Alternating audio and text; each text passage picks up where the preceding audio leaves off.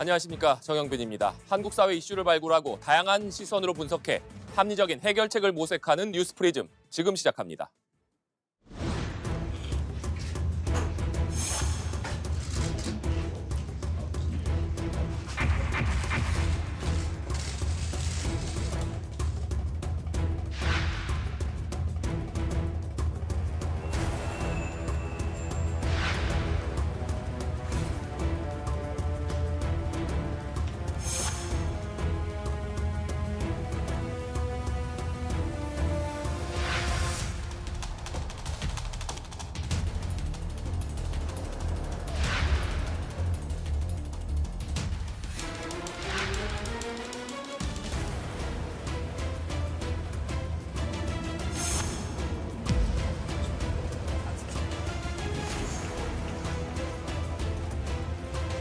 똑똑한 사람들 많이 있잖아요. 근데 국민을 이렇게 법문 잡아서 이렇게 하면 안 되죠. 그럼 나는 죽으라는 거예요? 뭐 하는 거예요? 그 약이 동네에서 잘 안 해.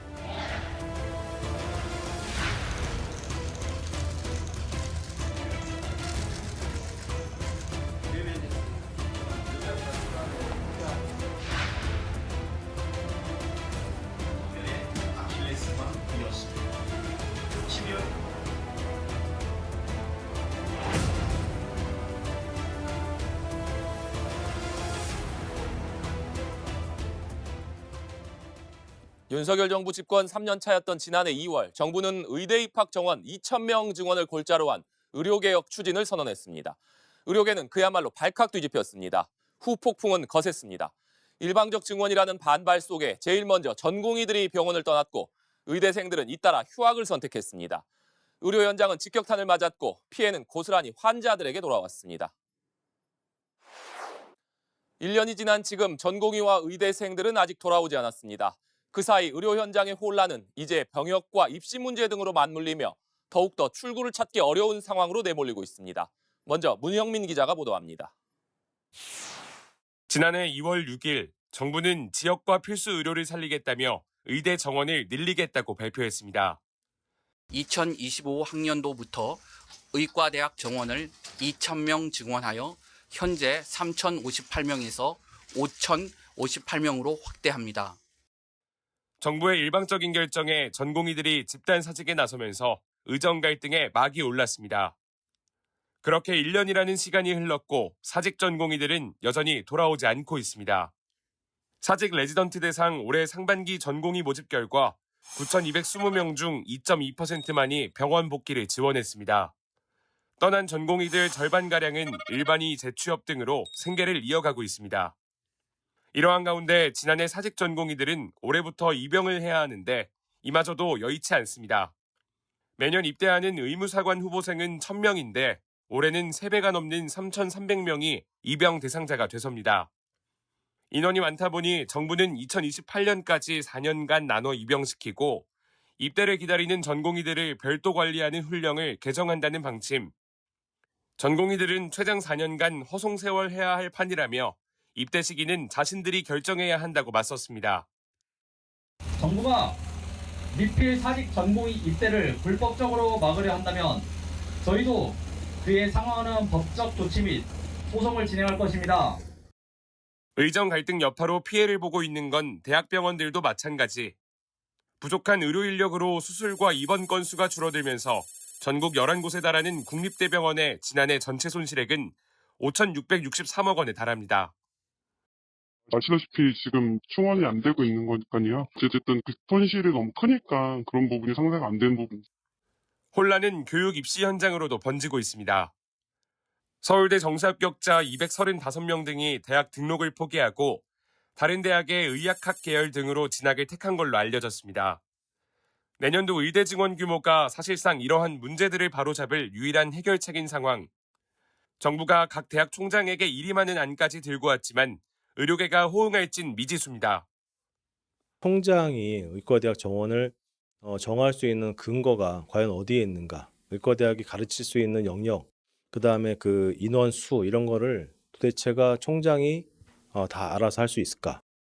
의대 증원으로 촉발된 의료계와 정부의 첨예한 갈등. 1년 넘게 평행선을 달리고 있는 가운데 이제는 대타협을 모색해야 한다는 목소리가 커지고 있습니다. 연합뉴스TV 문형민입니다.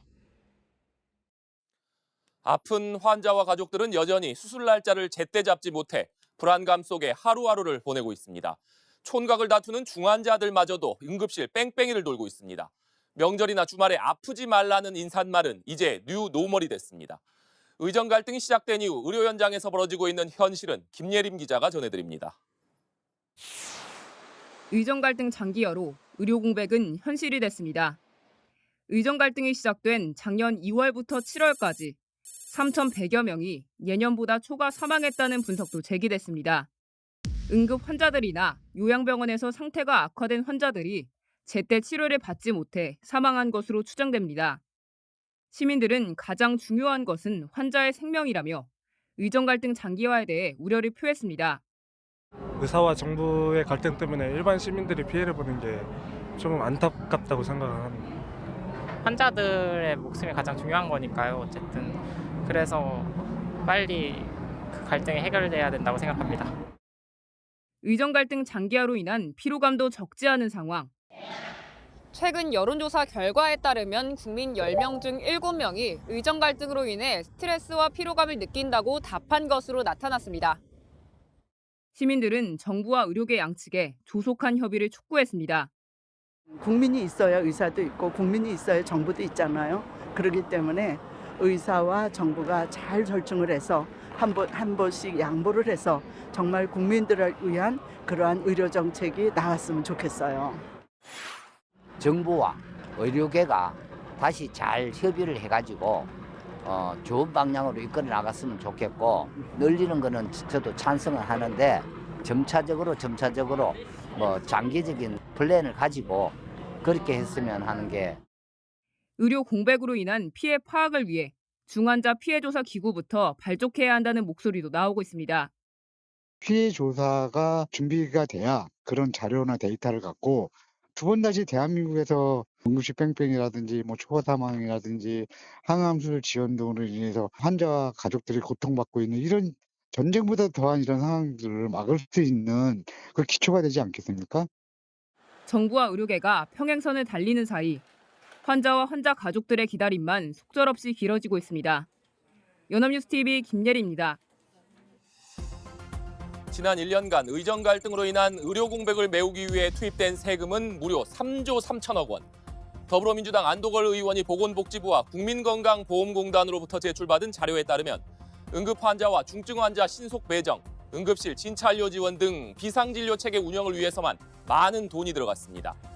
만약 의정 갈등이 발생하지 않았더라면 이렇게 천문학적 규모의 혈세가 대거 투입되는 일도 없었을 것입니다. 문제는 의정 갈등이 해소될 기미를 보이지 않으면서 이런 밑빠진 독에 물 붓기가 계속되고 있다는 점입니다.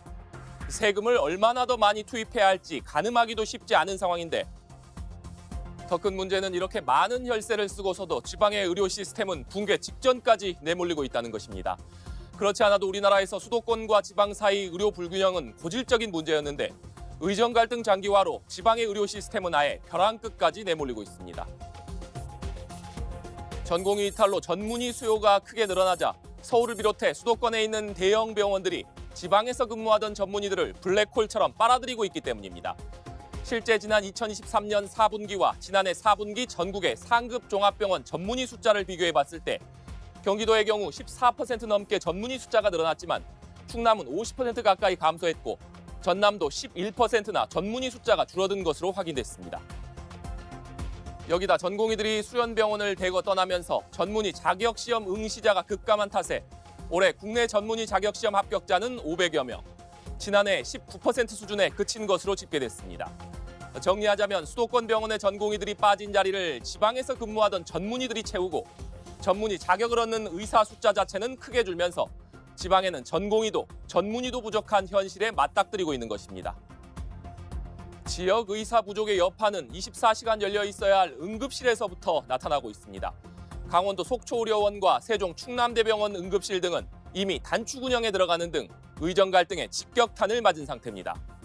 남겨진 의료진들의 과중한 업무도 이어지고 있습니다. 대학병원의 경우 전공의들이 떠난 자리는 의대 교수와 전임의, 진료 지원, 간호사 등이 메웠습니다. 하지만 이들이 맡는 업무가 늘어나면서 더 이상 버티기 힘들다는 목소리가 끊이지 않습니다. 실제 전공의가 떠난 이후 그 업무를 대신하고 있는 간호사들 사이에서는 상당수가 아예 퇴사를 고심하고 있다는 얘기도 나옵니다. 여기다 의대 교수들의 경우 당장의 진료를 유지하는 데 급급하다 보니 연구할 시간이 절대적으로 부족해지고 있습니다. 지난해 11월 서울의대, 서울대병원 교수 비상대책위원회가 발표한 자료를 보면 서울대병원 교수들이 의학 연구에 할애한 시간은 이전에 비해 3분의 1 수준까지 감소한 것으로 나타났습니다. 이들은 국가 경쟁력과 직결되는 의과학 연구 역량이 10년 이상 퇴보하게 될 것이라는 우려를 내놓기도 했습니다. 길어지는 의정 갈등의 해법은 결국 정치권이 내놔야 한다는 목소리가 큽니다. 특히 국회가 입법으로 추진하고 있는 의료인력 추계위원회가 의정 갈등 문제를 풀 수 있는 열쇠가 될 것이란 기대감이 커지고 있습니다. 계속해서 이다연 기자가 보도합니다. 지난해 11월 의료개혁을 둘러싼 의정 갈등을 해소하기 위해 여야의정협의체가 출범했습니다. 야당과 주요 의료단체가 참여하지 않아 반쪽짜리라는 평가를 받았는데 그나마도 20일 만에 좌초했습니다. 핵심 쟁점이었던 의대 정원 문제를 놓고 이견을 좁히지 못했기 때문입니다. 여당은 해결을 위하여 정부를 적극적으로 압박하거나 중재에 나서지 않아 그 진정성을 의심하게 하였습니다. 야당 역시 협의체에 참여하지 않고 수수방관하며 최근 정부와 여야, 의료계의 논의에 다시 불이 붙었습니다. 의료 인력을 얼마나 늘릴지 전문적이고 독립적으로 추산할 공식 기구로 보건의료인력 수급추계위원회를 만드는 안이 중점적으로 다뤄지고 있습니다. 여야 모두 의료인력 추계기구의 법적 근거가 될 법안을 발의했습니다. 추계기구가 필요하다는 데는 여야가 공감대를 이뤘습니다. 갑자기 뚝 떨어진 2천이 아니라 과학적 근거를 갖고 계획을 세워보자는 뜻이고 바로 그 계획을 세우는 기구의 법적 근거를 마련하는 일입니다. 소관 상임위원회인 국회 보건복지위원회는 소위원회와 공청회를 잇따라 열어 해당 법안을 논의했는데 위원회의 독립성과 구성 등 일부 쟁점에서 이견이 표출돼 법안 심사 과정에 진통이 이어지기도 했습니다. 거듭된 논의 끝에 정부 직속 의료인력 수급 추계위원회가 의사정원을 심의하는 것을 골자로 하는 보건의료기본법 개정안이 국회 보건복지위원회 법안심사 소위의 문턱을 넘었습니다. 소위를 통과한 개정안은 추계위를 보건복지부 장관 직속의 독립심의기구로 규정했습니다. 또 위원은 15명 이내로 구성하는데 의사 등 의료 공급자가 추천하는 위원이 과반을 차지하도록 했습니다. 또 내년도 의대 정원 결정이 어려울 경우 대학의 장은 교육부 장관과 복지부 장관이 협의한 범위에서 올해 4월 30일까지 의대 모집 인원을 포함한 대입 전형 시행 계획을 변경할 수 있게 했습니다.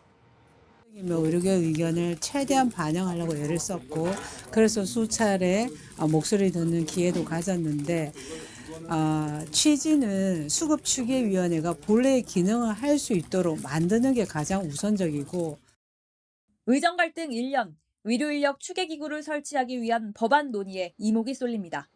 연합뉴스TV 이다현입니다. 의대 증원을 둘러싼 의정 간 갈등이 길어지면서 이 문제를 먼저 해결했던 해외 사례를 참고해야 한다는 목소리가 나옵니다.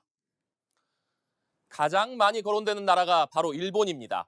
일본은 1970년대부터 수요와 공급에 따라 의대 정원을 유연하게 조정해왔습니다. 우리나라와 다른 점은 한 번에 많은 숫자를 늘리지 않았고 별도의 협의체를 운영해서 의대 정원을 결정했다는 점입니다. 의대 증원만으로는 지역의 의료 공백을 해소하기 어렵다는 점을 감안해 지역 의사 제도도 도입했습니다. 그러니까 다양한 사람들이 협의회에 참여해 갈등을 최소화할 방안을 찾으면서도 투명하게 모든 논의 자료를 공개하고 동시에 지역 의사제 도입 같은 근본적인 의료개혁 방안도 함께 논의했다는 것입니다. 현재 의료 공백 사태가 지속돼선 안 된다는 점에는 누구나 공감하고 있을 것입니다. 단 한 명이라도 안타까운 희생자가 더 발생하지 않도록 하기 위해서 모두가 논의 테이블로 나와 머리를 맞대고 해법을 도출해낼 때입니다. 이번 주 뉴스프리즘 여기까지입니다. 시청해주신 여러분 고맙습니다.